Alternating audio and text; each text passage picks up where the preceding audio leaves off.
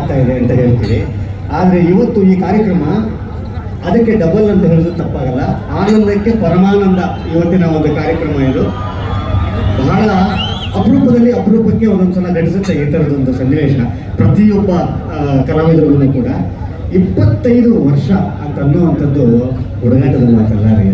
ಅದು ಬರೀ 25 ವರ್ಷ ಆಗಿಲ್ಲ, ಅದು ಬರೀ ಸಕ್ಸಸ್ಸಿನ 25 ವರ್ಷ ಅಲ್ಲ, ಸಾರ್ಥಕತೆಯ 25 ವರ್ಷ. ಅದು ಸಾರ್ಥಕತೆಯ 25 ವರ್ಷ. ಅದು ನಾನು ದರ್ಶನ್ ಸರ್ ಅವ್ರನ್ನ ಸಿನಿಮಾ ಬರೋದಕ್ಕಿಂತ ಹಿಂದಿಂದಲೂ ಕೂಡ ನಾವಿಬ್ಬರು ಒಬ್ರಿಗೊಬ್ರು ಗೊತ್ತು, ಗೆಳೆಯರೂ ಹೌದು.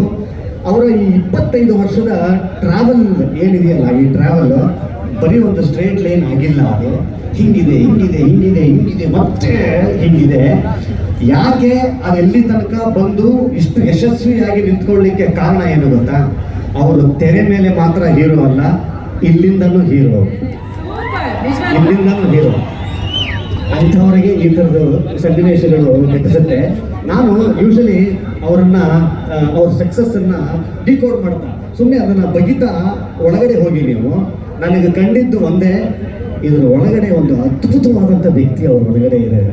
ಆ ಥರದ್ದು ಒಂದು ಶಕ್ತಿ ನನಗೆ ದರ್ಶನ್ ಸರ್ ಅವರು ಸಿನಿಮಾ ಬರೋದಕ್ಕಿಂತ ಹಿಂದಿಂದ ಅಂತ ಹೇಳ್ತಾ ಇದ್ದೆ. ಆಗ ದರ್ಶನ್ ಸರ್ ಅಂತಂದರೆ ಒಂದು ಹೆಸರು, ಅದು ಬೆಳೀತಾ ಒಂದು ಬ್ರ್ಯಾಂಡ್ ಆಗುತ್ತೆ. ಇವತ್ತು ಅದೆರಡಕ್ಕೂ ಮೀರಿ ದರ್ಶನ್ ಸರ್ ಒಂದು ಶಕ್ತಿ, ಇವತ್ತು ನಿಜ ಸತ್ಯ, ಅದೊಂದು ಶಕ್ತಿಯಾಗಿ ಇವತ್ತು ಬೆಳಗಿನ ತನಕ ನಿಂತಿದೆ ಅಂತ ಅನ್ನೋದಾದರೆ, ಇವತ್ತು ನಾವು ಇದು ಅವರೊಬ್ಬರ ಇದು ಸೆಲೆಬ್ರೇಷನ್ ಅಲ್ಲ. ಇವತ್ತು ಇಡೀ ಕನ್ನಡಿಗರು, ಇಡೀ ಚಿತ್ರೋದ್ಯಮ ಆಗಿರ್ಬೋದು, ಸಿನಿಮಾ ಪ್ರೇಮಿಗಳು ಯಾರ್ಯಾರಿದ್ದಾರೆ ಅವ್ರಿಗಾಗಿರ್ಬೋದು, ದರ್ಶನ್ ಸರ್ ಅವರ ಫ್ಯಾನ್ಸ್ ಯಾರಿದ್ದಾರೆ ಅವ್ರಿಗಾಗಿರ್ಬೋದು, ಅವರ ಆಚರಣೆ, ಅವರ ಸೆಲೆಬ್ರೇಷನ್ ಇದು ಸತ್ಯ. ಯಾಕೆಂತಂದರೆ ನಾನು ಅವ್ರನ್ನ ಎಲ್ಲ ಥರದಲ್ಲೂ ನೋಡಿದ್ದೀನಿ. ಎಲ್ಲಿ ಪ್ಲೇಸ್ ಮಾಡಿ ಅದನ್ನು ಪರ್ಫೆಕ್ಟಾಗಿ ಕೆಲಸ ಅವರು ಅದನ್ನು ಆಗಿರ್ತಾರೆ ಅಂತ ಅನ್ನೋದಕ್ಕೆ ಒಬ್ಬ ಗೆಳೆಯ ಅಂತಂದರೆ ಬಹಳ ನಿಷ್ಠೆಯ ಗೆಳೆಯರಾಗಿರ್ತಾರೆ. ನಿರ್ಮಾಪಕರುಗಳಿಗೆ ಬಹಳ ನಿಷ್ಠೆಯ ನಟರಾಗಿರ್ತಾರೆ. ನಿರ್ದೇಶಕರು ಅಂತ ಬಂದಾಗ ಒಬ್ಬ ಅದ್ಭುತವಾದಂಥ ಸ್ಟೂಡೆಂಟ್ ಆಗಿರ್ತಾರೆ ಅವರು. ಇವತ್ತಿಗೂ ಕೂಡ ಅವರ ಕಲಿಕೆ ಬಿಟ್ಟಿಲ್ಲ.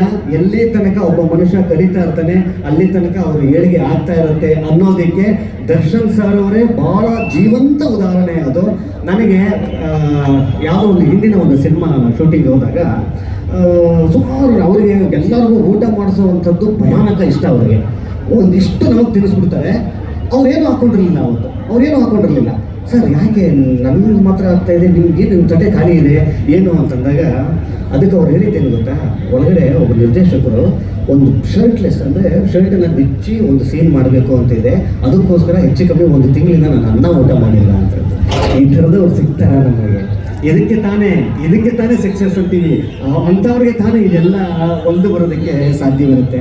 ಇವತ್ತು ಅವರ ಸಮಕಾಲೀನರಾಗಿ ನಾನು ಅವರ ಜೊತೆಯಲ್ಲಿ ಕೆಲಸ ಮಾಡಿದ್ದಂಥ ಪುಣ್ಯ ಇವತ್ತು ನನಗೆ ಸಿಕ್ಕಿದೆ ಅಂತಂತಂದರೆ ಅದು ದರ್ಶನ್ ಸರ್ ಅವರಿಗೆ ಸೇರಬೇಕಾದಂಥ ಕ್ರೆಡಿಟ್ಸ್. ಅದು ಸರ್ ಈ 25 ವರ್ಷ ಒಂದು ಘಟ್ಟ, 25 ವರ್ಷದ ನಂತರ ಇದೆಯಲ್ಲ, ಇದು ಇನ್ನೊಂದು ಬಹಳ ಅದ್ಭುತವಾದ ಘಟ್ಟ. ಅದು ಖಂಡಿತ ಹೇಳ್ತೀನಿ.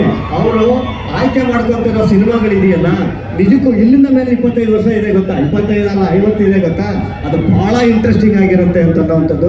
ಆ ಭಗವಂತ ಅವರಿಗೆ ಇನ್ನೂ ಹೆಚ್ಚು ಅವ್ರಿಗೆ ನಾನೇನು ಸಕ್ಸಸ್ ಕೊಡಬೇಕಾಗಿಲ್ಲ. ಸಕ್ಸಸ್ಸು ಅವರು ಖಂಡಿತ ಎಲ್ಲರೂ ನೋಡ್ಬಿಟ್ಟಿದ್ದಾರೆ. ನಾನು ಕೊಡ್ಕೊಳ್ಳೋದಿಷ್ಟೇ, ಅದ್ಭುತವಾದಂಥ ಆರೋಗ್ಯ ಕೊಡಲಿ ಅವ್ರಿಗಿನ್ನೂ. ನಮ್ಮ ಜೊತೆಯಲ್ಲಿ ಇನ್ನೂ 10 ವರ್ಷ 100 ವರ್ಷ ನಮ್ಮ ಜೊತೆಯಲ್ಲಿ ಅವರು ಇದೇ ಥರದ ಕಲೆಯನ್ನು ನಂಬಿಕೊಂಡಂಥ ಅವರಿಗೆ, ಅವರ ಫ್ಯಾನ್ಸ್ಗಳಿಗೆ ಇನ್ನೂ ಹೆಚ್ಚು ಸಿನಿಮಾಗಳು, ಒಳ್ಳೊಳ್ಳೆ ಸಿನಿಮಾಗಳು ಕೊಡುವಂಥ ದೇವರು ಅವ್ರಿಗೆ ಆಶೀರ್ವಾದ ಮಾಡಲಿ ಅಂತ ಕೇಳ್ತೀನಿ.